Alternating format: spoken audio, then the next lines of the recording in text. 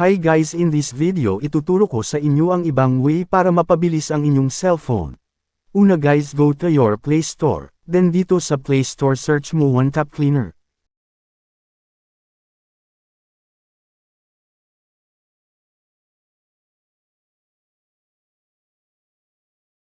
Download mo yan guys, dapat ganitong icon ang may download mo, pero kung gusto mo ng link niyang application na yan mag-comment ka lang dyan para mas-send ko sa'yo.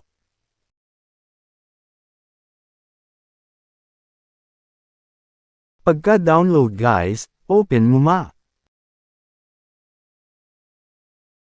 Click Continue.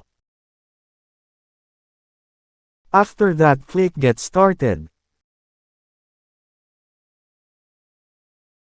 Then ibalik mo na. Pindutin mo yung next step. Click Allow. Tap mo yung One Tap Cleaner. Turn on mo ito. Then ibalik mo na.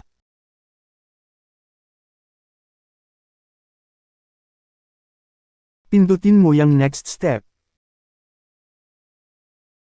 Click Continue. Ayan dito guys, click mo yung Cache Cleaner. Click mo ito.